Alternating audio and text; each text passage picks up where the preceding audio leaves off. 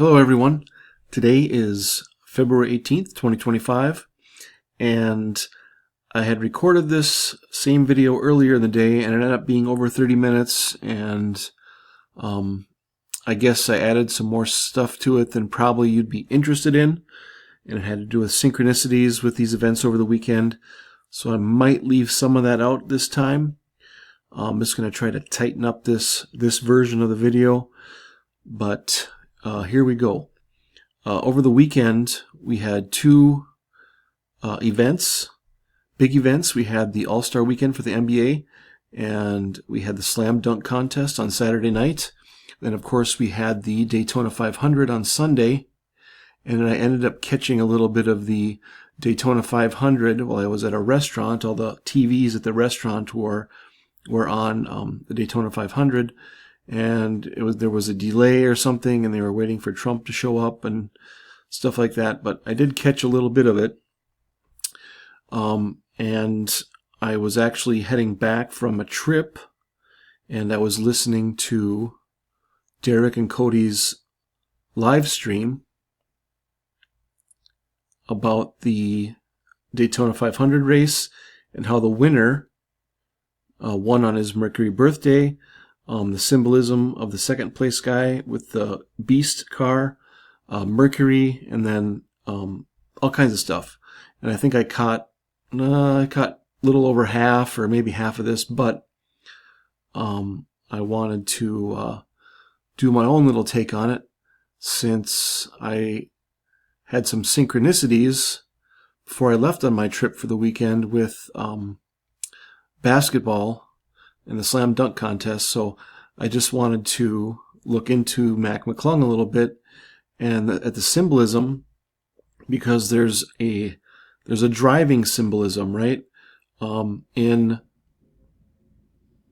NASCAR, right? They're racing drivers. They refer to all these guys as drivers, right? And then at the All-Star Weekend, we had a G League basketball player from the Magic. He jumped over a car and it was stationary, right? It was sitting still.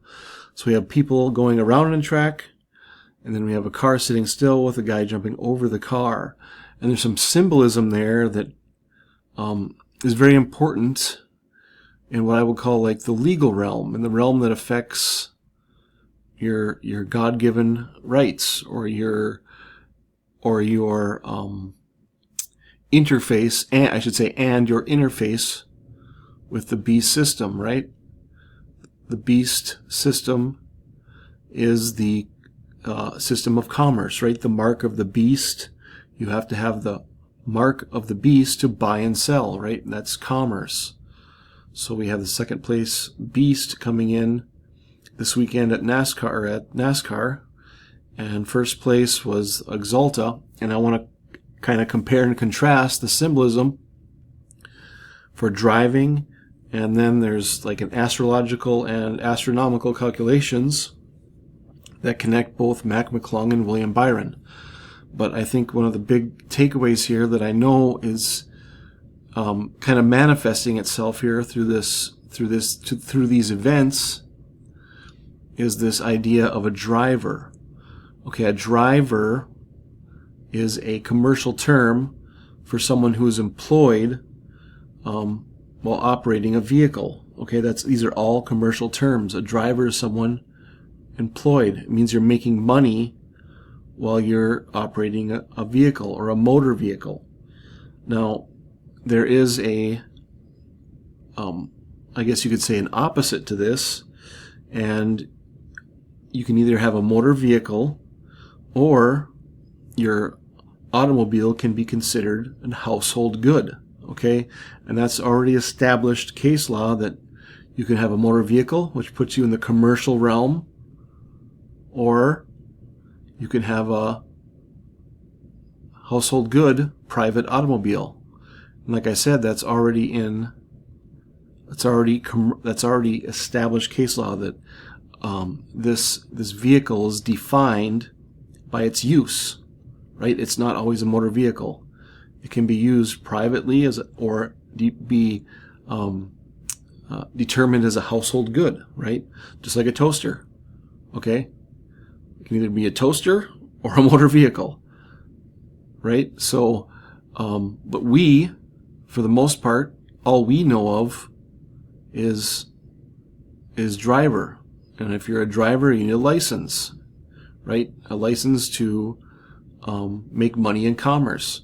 So there's so much more to this that I'm not going to explain and overburden you with things that you may not understand, but just understand that a driver is a commercial term, and it puts you in a commercial realm. Okay, the B system. And these cars, right? The drivers are actually making money, right? They're making money while doing their event, and their cars are rolling commercials for other companies, right? Even though they're not on public roads, right? Not actually in in traffic or anything. That's another commercial term, but the symbolism is driving and, right? The man is over the car, right? You have the man in the car and the man over the car. Commercial and private or household good. Okay? Hopefully I didn't beat that to death. Hopefully you kind of understand a little bit about what I'm talking about, but I know this is the symbolism because the driver's license is one of the instruments that puts you unnecessarily and conceals the fact that you've been roped into the commercial system, right? You're led to believe that you absolutely have to need it, and in all situations you don't need it. And I'm going to go more into that later, but just for now, just realize that there's a commercial capacity and what we call the household good capacity. Okay, so these are the two opposing ideas that are being shown to us in these events over the weekend. Okay, now let's look at how this is connected. We have Mac McClung, William Byron, both two winners. As Derek and Cody pointed out in their video, the NASCAR driver won on his 113th Mercury birthday. And Mercury, of course, god of transportation, god of commerce, right?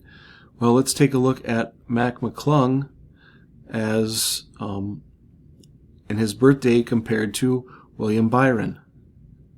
Mac McClung, born on January 6, 1999. William Byron, November 29th, 1997. William Byron is a Sagittarius. Mac McClung is a Capricorn. Okay, so let's look at the numbers here real quick. 11/29/1997. They were born to 1/6/99. They're born 403 days apart. And if we look at the prime factorization of this number, it's 13 times 31. And a lot of times, Derek, in many of his videos, he talks about how 1331 is a eclipse number, an eclipse symbolism number. And of course, like I showed you here, this is kind of a version of eclipse. We have the sunroof open, handing him the ball, and the basketball is itself a symbol of Pisces, right? The age of Pisces is ruled by, like, Jesus is associated with the age of Pisces, and astral theologically, Jesus is associated with the sun. So we have kind of this moon and sun symbolism, and then he's putting it into the rim, the net, right? Jesus said, cast your net to the right side of the boat, and we'll get more into the symbolism of that verse at a later time, but you can see that there's astral, theological, and kind of religious symbolism going on here in this slam dunk contest, right? He's for the Orlando Magic, right? And he has the 8, right? That's the analemma. The 8 is the analemma. If you track the sun through the seasons, through the year, it makes the analemma. Okay. And their birthdays, Byron, William, and Matt, born 403 days apart, 13 times 31, and the 403 just happens to be the 323rd composite number. Okay, so let's take a look from the birth of Matt McClung to the All-Star Game / Daytona race 1 day apart, 95 38 days.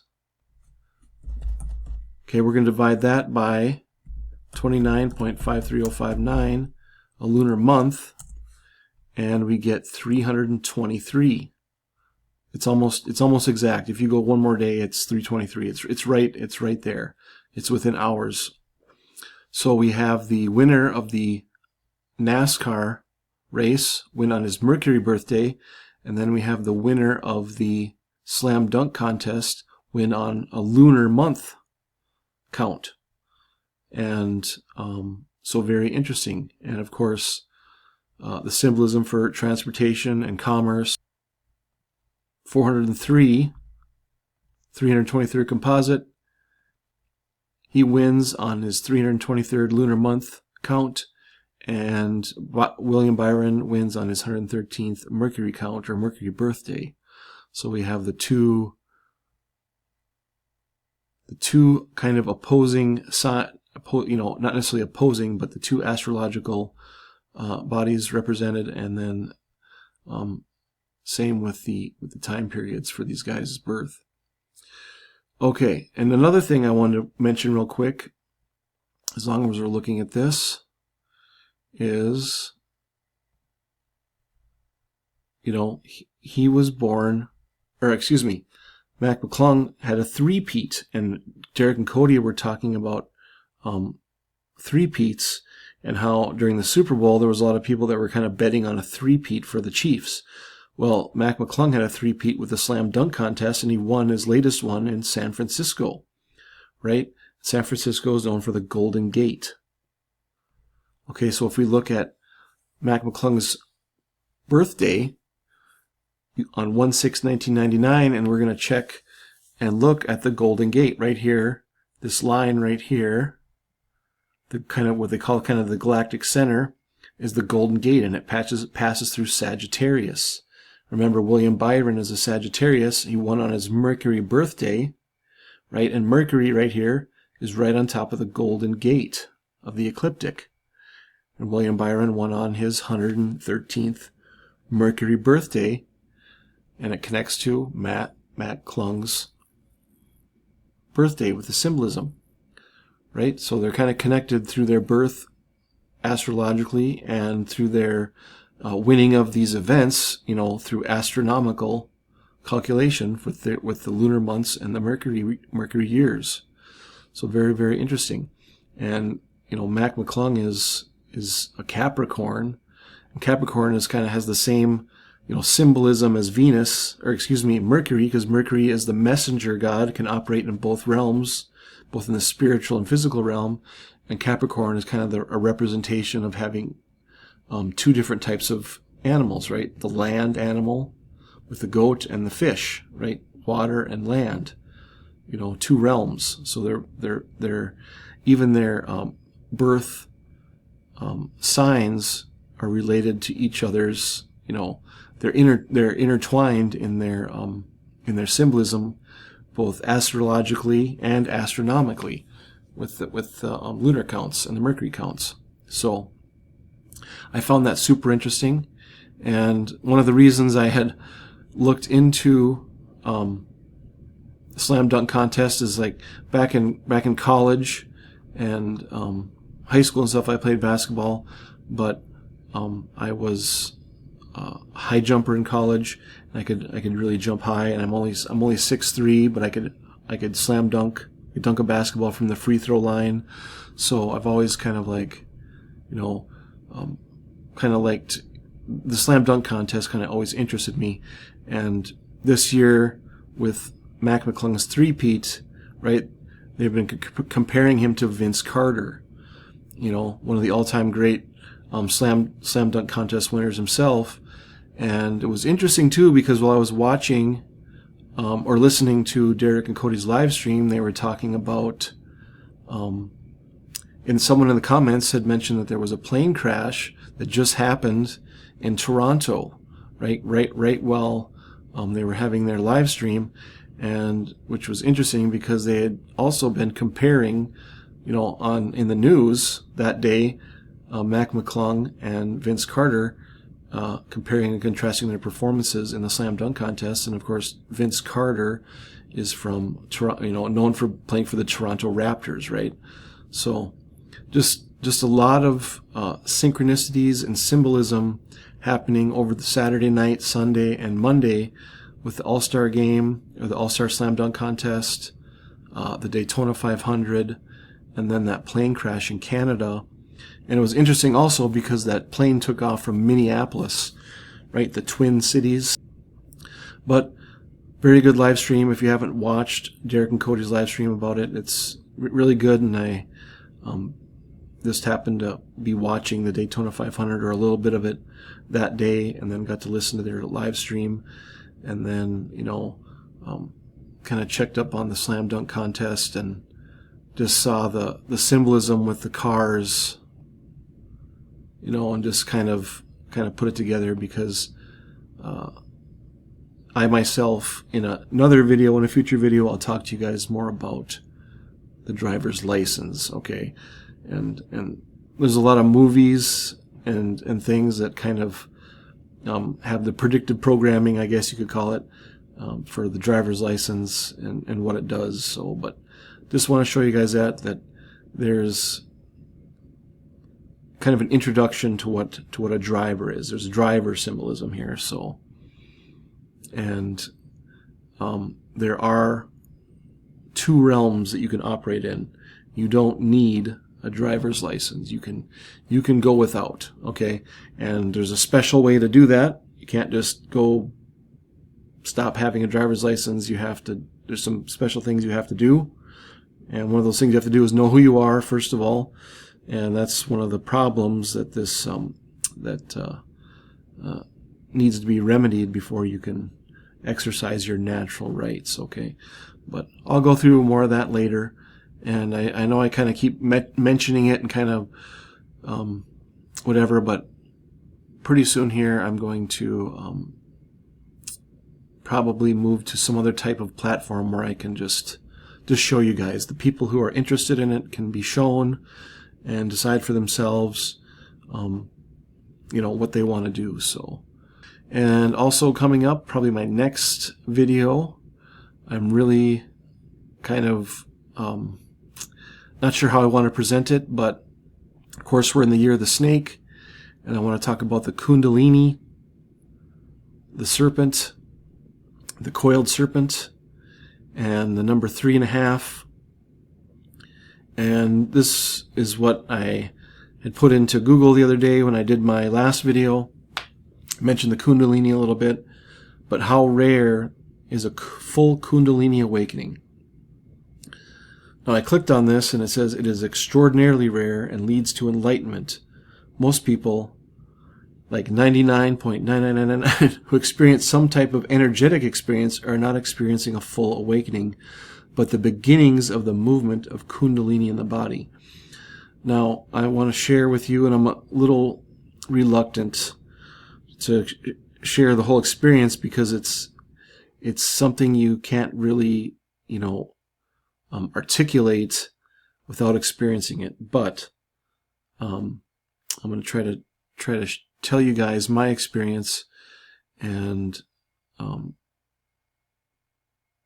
just see what you guys think. So, but I'll be doing that in one of my upcoming videos, and yeah, super interesting stuff, right? And if you're looking at the symbolism with the Kundalini, the serpent that resides in the lower part of the body keeps you in the lower realm, right? The realm of Satan, right? The lower chakras, right? When you activate the Kundalini, you enter into the higher chakras, the higher realms, right? Enlightenment. And it's super interesting to know that our bodies have this capability, and you just can't believe how it works. So, but I'm a little reluctant to share, but I would like to share it just because it's nothing but a good thing. Yep, this is ending up being a much shorter video than my previous video. I left out a lot of the personal synchronicities, which, you know, are not necessarily necessary for this stuff because, you know, there's a limit to, you know, what stuff you'll even though I have these synchronicities, it's like I don't know if I need to share them or whatever, because it's the symbolism itself speaks for itself without me trying to convince you that this stuff is associated with things that I do. But it is certainly interesting when you do experience a synchronicity. These powerful synchronicities can kind of almost guide you, and it makes you take a step back and wonder what's really going on in this world when you experience these synchronicities. So, but we'll get more into that later, and we'll get more into the driver stuff later, the driver license, and what that thing is. It's nothing but trouble, if you ask me. That's how I look at the driver's license. So, okay, guys, thanks for watching.